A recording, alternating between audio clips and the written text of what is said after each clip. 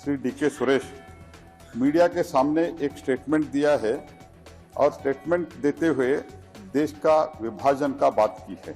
कोई भी देश को तोड़ने की बात किया हम कभी सहन नहीं करेंगे, चाहे वो किसी पार्टी का हो। क्या दक्षिण भारत को उत्तर भारत से अलग होकर एक नया देश बनाना चाहिए? क्या केंद्र सरकार विपक्षी दलों वाले राज्यों के साथ अन्याय कर रही है? क्या दक्षिण भारत की आवाज़ को दबाया जा रहा है? ये कुछ ऐसे सवाल हैं जिनका जवाब आज के दौर में बहुत ही मुश्किल है, लेकिन इन्हें नज़रअंदाज भी नहीं कर सकते। इसे नज़रअंदाज करना उतना ही खतरनाक है। नमस्कार, आप देख रहे हैं एयर न्यूज़। इन सवालों को उठाने वाला कोई और नहीं बल्कि कर्नाटक के कांग्रेस एमपीडी के सुरेश हैं, जिन्होंने बुधवार को केंद्रीय वित्त मंत्री निर्मला सीतारमण द्वारा पेश किए गए बजट के बाद एक विवादित बयान देते हुए कहा कि अगर केंद्र सरकार ने दक्षिण भारत के साथ अन्याय जारी रखा तो अलग देश की मांग करने पर वो मजबूर होंगे। उन्होंने कहा, केंद्र सरकार दक्षिण भारतीय राज्यों और विपक्षी दलों शासित राज्यों को जीएसटी और प्रत्यक्ष करों का उचित हिस्सा नहीं दे रही है। हम गंभीर अन्याय का सामना कर रहे हैं। दक्षिण भारत से टैक्स के माध्यम से इकट्ठा किए गए पैसे उत्तर भारत के राज्यों को जा रहे हैं। अगर ये जारी रहा तो हमें अलग देश की मांग करने पर मजबूर होना पड़ेगा। और उन्होंने और कहा, हमसे विभिन्न करों के रूप में 4 लाख करोड़ रुपए से अधिक इकट्ठा किए जा रहे हैं। हमें उसका कितना हिस्सा मिल रहा है? हमें इसके खिलाफ आवाज़ उठानी होगी और इस सरकार को सवाल करना होगा। अगर सरकार आवश्यक सुधार नहीं करती है तो सभी दक्षिणी राज्यों को अलग देश की मांग उठानी होगी। इस बयान के बाद बीजेपी और कांग्रेस के बीच तीखी बहस शुरू हो गई है, जिसमें केंद्रीय मंत्री अनुराग ठाकुर और राज्यसभा के विपक्षी नेता मल्लिकार्जुन खड़गे भी शामिल हैं। अनुराग ठाकुर ने एमपी के बयान की निंदा करते हुए कहा कि बीजेपी देश को बांटने नहीं देगी। उन्होंने कहा, मोहब्बत की दुकान में नफरत का सामान बिक रहा है। वो देश को बांटना चाहते हैं। हम देश को बांटने नहीं आए हैं, बल्कि देश की एकता और अखंडता की रक्षा करेंगे। हम दक्षिण भारत के लोगों को भारत का अभिन्न अंग मानते हैं। हम उनकी भावनाओं का सम्मान करते हैं और हम उनके विकास की चिंता करते हैं। हम उनके साथ न्याय करते हैं।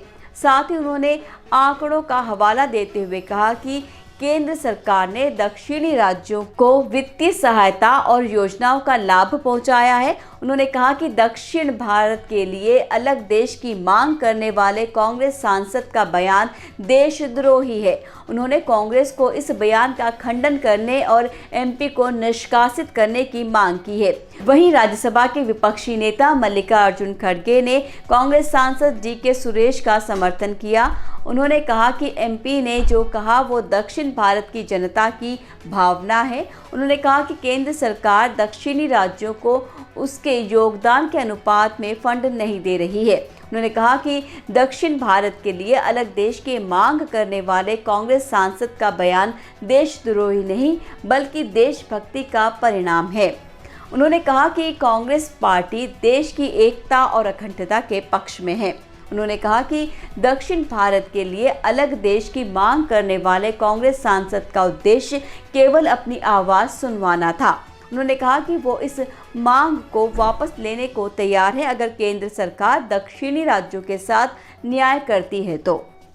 इस विवाद की जड़ बना हुआ है टैक्स डिवाइडेंड, वो हिस्सा जो केंद्र सरकार द्वारा कुल टैक्स कलेक्शन जो प्रत्यक्ष और अप्रत्यक्ष कर से प्राप्त होता है को राज्यों को बांटती है। इसका उद्देश्य राज्यों को विकास के लिए आर्थिक सहायता प्रदान करना है। टैक्स डिवाइडेंड का निर्धारण फाइनेंस कमीशन के द्वारा किया जाता है। फाइनेंस कमीशन एक संवैधानिक संस्था है जो हर 5 साल में गठित की जाती है। इसका काम है कि वो केंद्र और राज्यों के बीच वित्तीय संबंधों को व्यवस्थित करे। फाइनेंस कमीशन की रिपोर्ट के आधार पर केंद्र सरकार राज्यों को टैक्स डिविडेंड देती है। वर्तमान में 15वां फाइनेंस कमीशन कार्यरत है। इसने अपनी रिपोर्ट वित्तीय वर्ष 2020-21 के लिए प्रस्तुत की थी।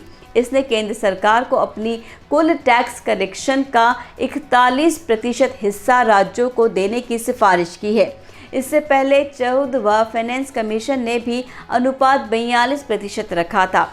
वित्तीय वर्ष 2020-21 के लिए केंद्र सरकार ने राज्यों को 7.84 लाख करोड़ रुपए का टैक्स डिविडेंड देने का अनुमान लगाया था, लेकिन कोरोना महामारी के कारण टैक्स कलेक्शन में गिरावट आई।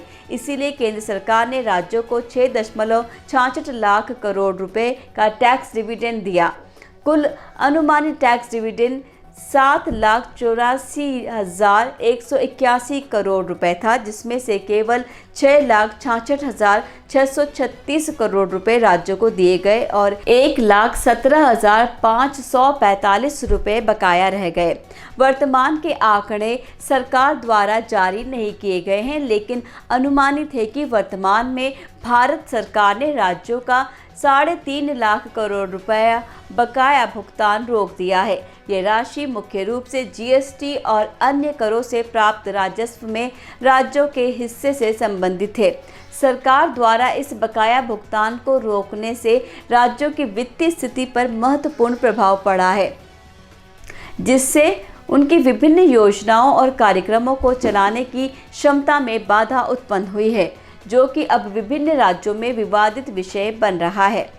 आशा है आपको ये कार्यक्रम पसंद आया होगा और आपको इस मामले के बारे में नई जानकारी मिली होगी। अगर आपको इस वीडियो से जुड़ी कोई और जानकारी या कमेंट आपको करना है तो नीचे कमेंट बॉक्स में आप करके अपने सवाल भी पूछ सकते हैं।